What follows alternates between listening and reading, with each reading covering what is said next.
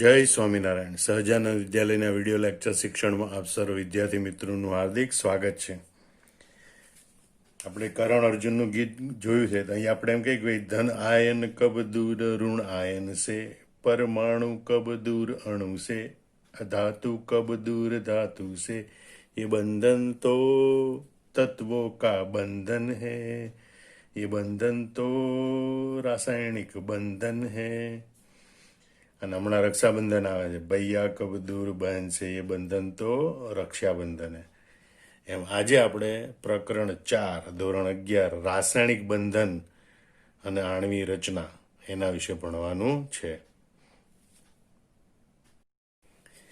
આજના લેક્ચરમાં અને હવે પછીના પ્રકરણમાં એટલે જ આપણે રાસાયણિક બંધન એટલે કે અણુ પરમાણુ વચ્ચે કયા પ્રકારના બંધ રચાય છે એના વિશે જ ભણવાનું છે.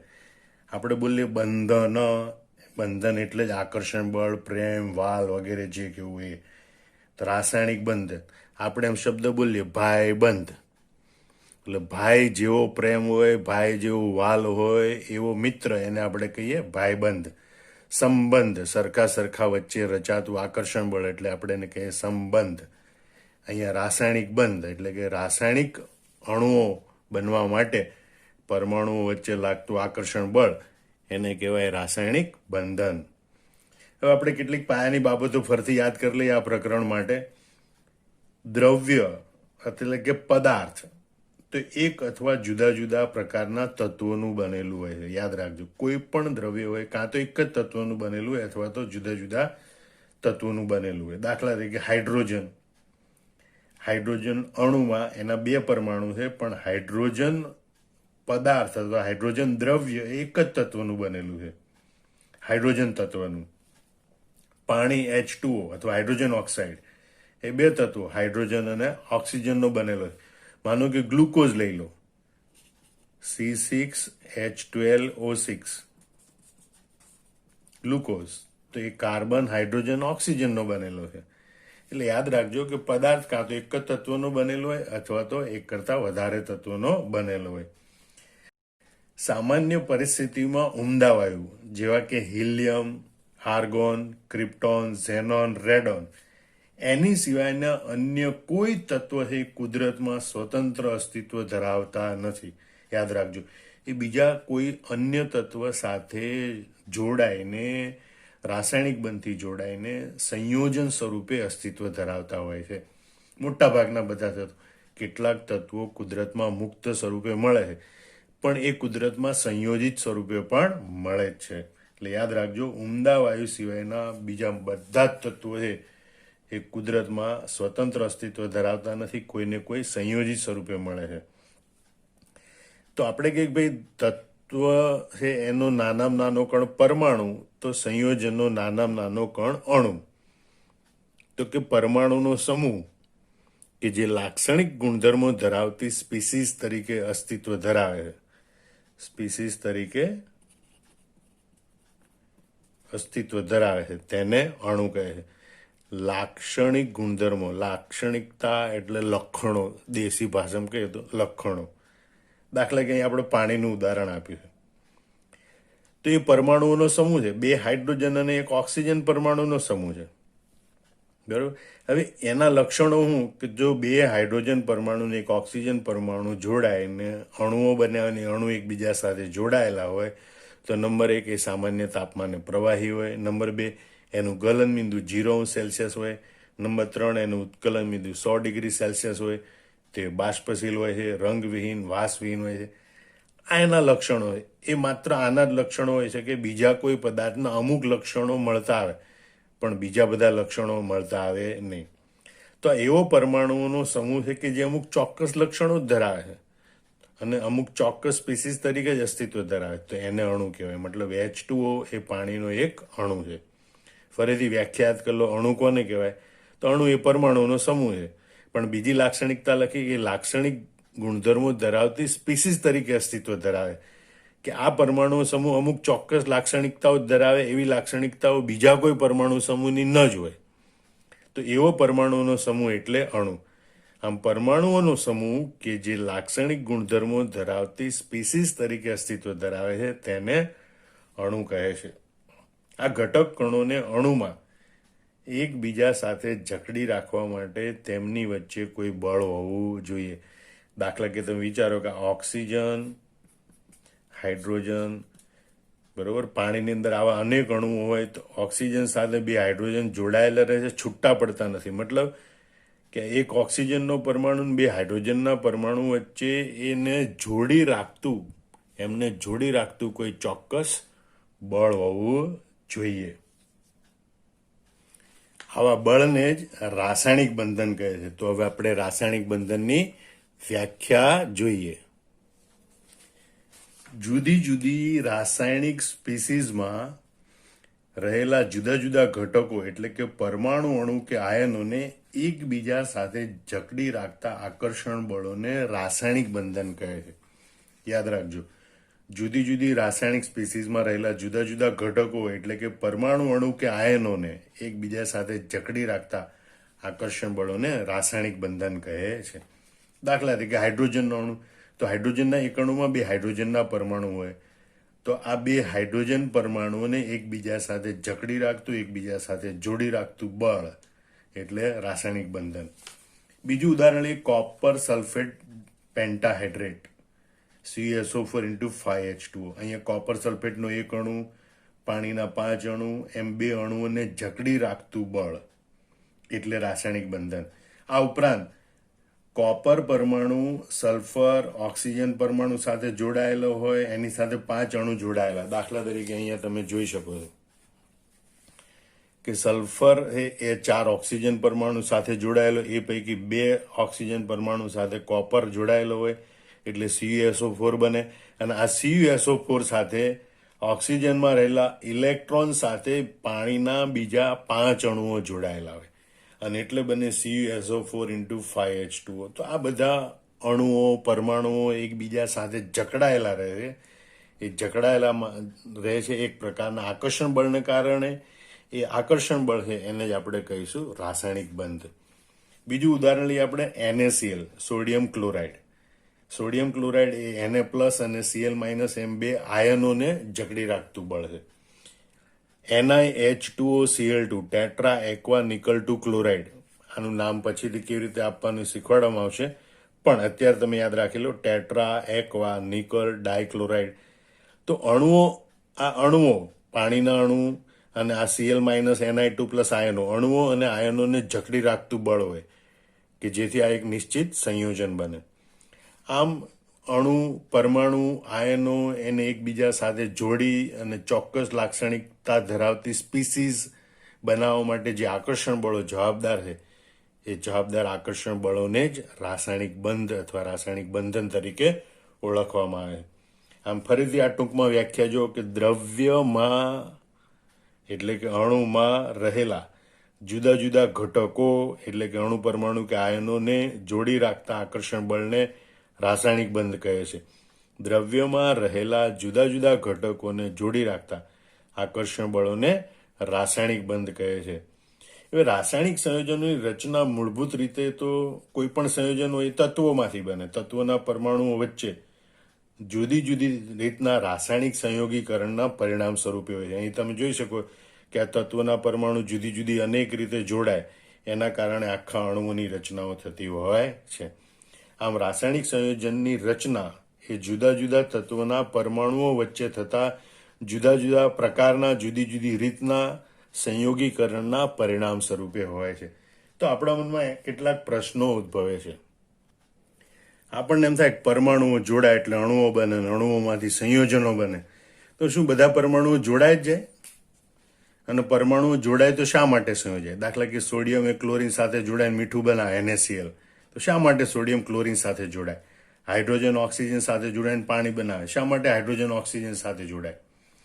શા માટે અમુક પરમાણુઓ સંયોજાય છે તો બીજા કેટલાક પરમાણુ નથી સંયોજાતા? દાખલા તરીકે એલ્યુમિનિયમ ક્લોરીન સાથે જોડાઈને એલ્યુમિનિયમ ક્લોરાઇડ બનાવે, AlCl3. સોડિયમ છે એ ક્લોરીન સાથે જોડાઈને સોડિયમ ક્લોરાઇડ NaCl બનાવે.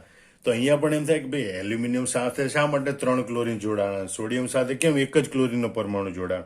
બીજું, એલ્યુમિનિયમ અને સોડિયમ એકબીજા સાથે જોડાઈને સંયોજન બનાવી શકતા નથી, તો એ તત્વો કેમ એકબીજા સાથે સંયોજન નથી બનાવી શકતા? એટલે કે શા માટે અમુક જ પરમાણુઓ સંયોજાય ને બીજા કેટલાક પરમાણુ સંયોજાતા નથી. આપણે કંઈક ભાઈ પરમાણુ કે જોડાય તો અણુ તો બને, પણ શા માટે બધા પરમાણુઓ નથી જોડાતા, અમુક જ પરમાણુઓ જોડાય? શા માટે અમુક ચોક્કસ સંયોજનો શક્ય બને, બીજા સંયોજનો શક્ય ના બને? દાખલા તરીકે હાઇડ્રોજન અને ઓક્સિજન આ બે તત્વો જોડાય તો H2O પાણી શક્ય બને, H2O2 અણુસૂત્ર ધરાવતું હાઇડ્રોજન પેરોક્સાઇડ શક્ય બને, પણ H2O3 અણુસૂત્ર ધરાવતું એવું કોઈ સંયોજન શક્ય બનતું નથી. H5O2 એવું કોઈ સંયોજન શક્ય બનતું નથી. અમુક ચોક્કસ અણુસૂત્ર ધરાવતા જ સંયોજનો શક્ય બને છે, બાકીના સંયોજનો શક્ય બનતા નથી.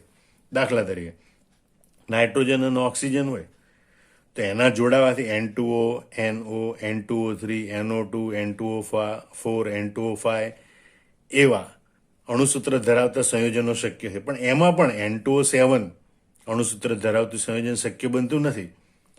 ક્લોરીન અને ઓક્સિજનમાં પાછું Cl2O7 શક્ય છે, તો Cl3O5 એવું કોઈ સંયોજન શક્ય બનતું નથી. એમ આપણે એક પ્રશ્ન યાદ થાય કે ભાઈ રાસાયણિક બંધન થાય અને પરમાણુઓ જોડાય તો અમુક ચોક્કસ સંયોજન જ શક્ય બનાવે છે. બધા પરમાણુઓ જોડાય ને ગમે તેટલા પ્રમાણમાં જોડાય જુદા જુદા સંયોજનો શક્ય બનતા નથી. પછી એક પ્રશ્ન એ પણ થાય શા માટે અણુઓ ચોક્કસ આકાર ધરાવે છે? દાખલા તરીકે BF3NF3. હવે BF3 અને NF3 આમ સરખા લાગે, છતાં BF3 અણુ છે એનો આકાર સમતલીય ત્રિકોણ હોય અને NF3 અણુનો આકાર છે એ ત્રિકોણીય પિરામિડ હોય છે. એટલે ભાઈ શા માટે અણુઓ ચોક્કસ આકાર ધરાવે? આમ તમે જુઓ કે રાસાયણિક બંધન સમજવું હોય તો પહેલા પરમાણુઓની લાક્ષણિકતા સમજવી પડે કે પરમાણુઓ કયા પ્રકારે જોડાય તો અમુક જ ચોક્કસ પ્રકારના સંયોજન બનાવે. પરમાણુઓ શા માટે સંયોજાય? શા માટે અમુક પરમાણુઓ સંયોજાય બીજા પરમાણુ નથી સંયોજાતા? શા માટે પરમાણુ જોડાઈને અમુક ચોક્કસ સંયોજનો શક્ય બને, અમુક સંયોજનો શક્ય ના બને? શા માટે અણુઓ ચોક્કસ આકાર ધરાવે? એનું બીજું એક ઉદાહરણ પણ જોઈ લઈએ. જેમ કે કાર્બન ટેટ્રાફ્લોરાઇડ, સલ્ફર ટેટ્રાફ્લોરાઇડ, ઝીનોન ટેટ્રાફ્લોરાઇડ. તો કાર્બન ટેટ્રાફ્લોરાઇડ એ સમચતુષ્ફલકી આકાર ધરાવે, સલ્ફર ટેટ્રાફ્લોરાઇડ એ ચીચોડો એટલે કે સીસો પ્રકારનો આકાર ધરાવે છે, ઝીનોન ટેટ્રાફ્લોરાઇડ એ સમચોરસ આકાર ધરાવે છે. તો એક જ પ્રકારના અણુ લાગતા હોવા છતાં એના આકાર જુદા જુદા શા માટે? તો એના માટે આ બધા પ્રશ્નોના ઉત્તર સમજવા માટે જુદા જુદા સમયે જુદા જુદા ખ્યાલો અને સિદ્ધાંતો રજૂ કરવામાં આવે. પરમાણુઓ કેવી રીતે જોડાય, શા માટે અમુક ચોક્કસ આકાર આપે. તો એના માટે પછી વૈજ્ઞાનિકો દ્વારા જુદા જુદા સમયે જુદા જુદા સિદ્ધાંતો, પાયાના ખ્યાલો, સંકલ્પનાઓ રજૂ કરવામાં આવ્યા અને એ સિદ્ધાંતો છે એ બધા હવે રાસાયણિક બંધનના સિદ્ધાંતો તરીકે ઓળખાય છે. એ પૈકીના કેટલાક સિદ્ધાંતના અહીંયા નામ આપ્યા છે જે આપણે આ પ્રકરણમાં ભણવાના છે. પહેલું છે કોસેલ લુઈસ અભિગમ અથવા તો કોસેલ લુઈસ સિદ્ધાંત. VSEPR સિદ્ધાંત એટલે કે valence shell electron pair repulsion સિદ્ધાંત, સંયોજકતા કોષના ઇલેક્ટ્રોન યુગ્મના અપાકર્ષણનો સિદ્ધાંત, સંયોજકતા બંધનવાદ, વેલેન્સ બોન્ડ થિયરી, આણ્વિક કક્ષકવાદ, મોલેક્યુલર ઓર્બિટલ થિયરી, સ્ફટિક ક્ષેત્રવાદ, ક્રિસ્ટલ ફિલ્ડ થિયરી. તો આ બધા સિદ્ધાંતો છે આપણે આ પ્રકરણમાં ભણવાના છે. હવે સંયોજકતાના આ જુદા જુદા સિદ્ધાંત અને રાસાયણિક બંધનમાં તેમનું અર્થઘટન, આ બધા સિદ્ધાંતો અને રાસાયણિક બંધની સમજૂતી માટે એમનું જે અર્થઘટન છે એ પરમાણુની ઇલેક્ટ્રોન રચના, તત્વોની ઇલેક્ટ્રોન રચના, આવત કોષ્ટક વગેરે સમજાવવા સાથે સંકળાયેલ છે. એટલે યાદ રાખજો આ બધા સિદ્ધાંતો છે એ ઇલેક્ટ્રોન રચના અને આવત કોષ્ટક એ બધાને ધ્યાનમાં રાખીને વિકસાવવામાં આવેલા છે અને એના આધારે સંયોજનો કેવી રીતે બને છે એ સમજાવવામાં આવ્યું છે. હવે આપણે જોઈએ કે આ બધા સિદ્ધાંતોમાં બંધન એટલે કે રાસાયણિક બંધન એટલે કે પરમાણુઓ વચ્ચે બંધ કેવી રીતે રચાય એની સમજૂતી આપવામાં આવેલી છે. તો સૌથી પહેલા તો રાસાયણિક બંધ એટલે કે આકર્ષણ બળ બે પરમાણુ વચ્ચે થવાનું મુખ્ય કારણ શું? તો યાદ રાખજો કે કોઈ પણ પ્રણાલી વધુ સ્થાયી બનવાની વૃત્તિ ધરાવે છે.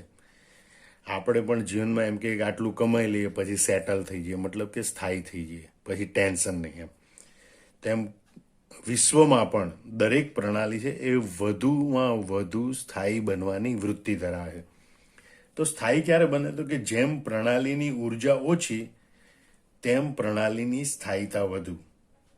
બરોબર, પરમાણુ કે અણુ કે આયનો વચ્ચે રાસાયણિક બંધ એટલા માટે જ થાય છે બરાબર, કે જેથી બંધન, આ પ્રકારનું બંધન એ પ્રણાલીની શક્તિ ઘટાડવાનું અને પ્રણાલીને વધુ સ્થાયી બનાવવાનું વલણ ધરાવે. બંધન એટલા માટે જ થાય કે બંધન થાય એના કારણે પ્રણાલીની શક્તિ ઘટે, અને પ્રણાલીની શક્તિ એટલે કે ઉર્જા ઓછી થાય તો પ્રણાલી વધુ સ્થાયી બને, વધુ સેટલ થાય. મતલબ સ્થાયી થવું હોય તો ઉર્જા ઓછી કરવી પડે. એક સાદું ઉદાહરણ લઈએ કે બીમાર પડ્યા અને 2-3 દિવસ ખાધું ન હોય એટલે આપણી ઉર્જા ઓછી હોય. ઉર્જા ઓછી હોય એટલે આપણે ખાટલામાં પડ્યા રહીએ, આપણી સ્થાયીતા વધી જાય, બહુ હલનચલન ના થાય, મૂવમેન્ટ ના હોય. ખાસ કરીને નાનું બાળક હોય, બીમાર હોય, ખાધું ન હોય 2-3 દિવસ, તો ઉર્જા ઓછી થઈ ગઈ હોય તો સામાન્ય રીતે ખાટલામાં પડ્યું રહે કે ઘોડિયામાં પડ્યું રહે. પણ સાજુ બાળક હોય, ઉર્જા વધારે હોય તો કૂદમ કૂદ કરે, ઘોડિયામાં હાથ પગ પછાડે વગેરે. મતલબ કે ઉર્જા ઓછી હોય તો સ્થાયીતા વધુ હોય. તો દરેક પ્રણાલી વધુ સ્થાયી બનવાની વૃત્તિ ધરાવતી. યાદ રાખજો, રાસાયણિક બંધ બનવાનું કારણ એ જ છે કે દરેક પ્રણાલી વધુમાં વધુ સ્થાયીતા પ્રાપ્ત કરવાની વૃત્તિ ધરાવે. અને જેમ પ્રણાલીની ઉર્જા ઓછી એમ પ્રણાલીની સ્થાયીતા વધુ. અને એટલે પરમાણુ, અણુ કે આયનો એટલા માટે જ જોડાય છે કે જેથી એ જોડાય એના કારણે પ્રણાલીની શક્તિ ઘટે, અને પ્રણાલીની શક્તિ ઘટે એટલે પ્રણાલી વધુ સ્થાયીતા પ્રાપ્ત કરે. મતલબ કે વધુને વધુ સ્થાયીતા પ્રાપ્ત કરવા માટે જ પરમાણુ, અણુ કે આયનો એકબીજા સાથે આકર્ષણ બળથી જોડાય છે.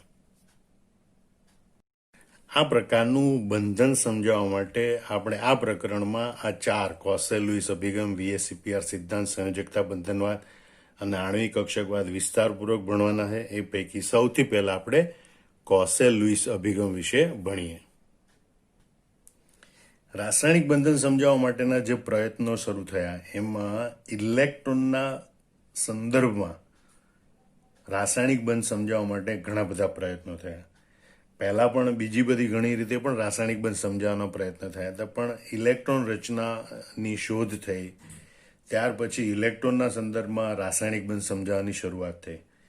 એ પૈકી 1916માં કોસેલ અને લુઈસ નામના બંને વૈજ્ઞાનિકોએ સ્વતંત્ર રીતે એટલે કે પોતપોતાની રીતે રાસાયણિક બંધનની સમજૂતી સંતોષકારક રીતે આપવામાં સફળ રહ્યા હતા. બંને અલગ અલગ દેશમાં હતા, અલગ અલગ પ્રયોગો કરતા હતા અને એની સમજાવવાની પદ્ધતિ અલગ હતી, પણ એમનો મૂળભૂત સિદ્ધાંત સરખો હતો.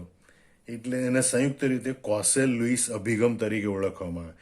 જો કે આપણે લુઈસ સિદ્ધાંત અને કોસેલનો અભિગમ બંને અલગ અલગ ભણીશું, પણ બંનેનો કન્સેપ્ટ એક સરખો હતો, બંનેનો પાયાનો ખ્યાલ એક સરખો હતો, એટલે આપણે એને કોસેલ-લુઈસ અભિગમ એમ સંયુક્ત રીતે ઓળખવામાં આવે. તેઓ બંનેએ સંયોજકતા વિશે ક્રમબદ્ધ સમજૂતી આપી, અને એ સમજૂતી છે ને એ યાદ રાખજો, ઉમદા વાયુઓની નિષ્ક્રિયતા પર આધારિત હતી. બંનેએ ઉમદા વાયુઓ નિષ્ક્રિય હોય છે એમ સ્વીકારી અને રાસાયણિક બંધ કેવી રીતે બને છે એની સમજૂતી આપી હતી. પરંતુ લુઈસે છે ને પરમાણુ વચ્ચે ઇલેક્ટ્રોનની ભાગીદારી એટલે કે સહસંયોજક બંધ બને એના સંદર્ભમાં સમજૂતી આપી હતી.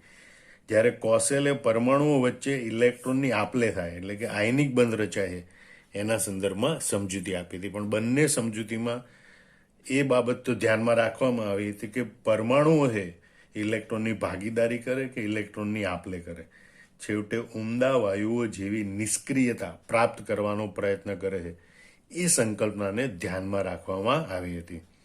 આમ તમે જુઓ કે કોસેલ અને લુઈસ બંનેનો પાયાનો ખ્યાલ એક સરખો હતો કે દરેક તત્વનો પરમાણુ છેવટે ઉમદા વાયુ જેવી નિષ્ક્રિય રચના પ્રાપ્ત કરવાની વૃત્તિ ધરાવે છે.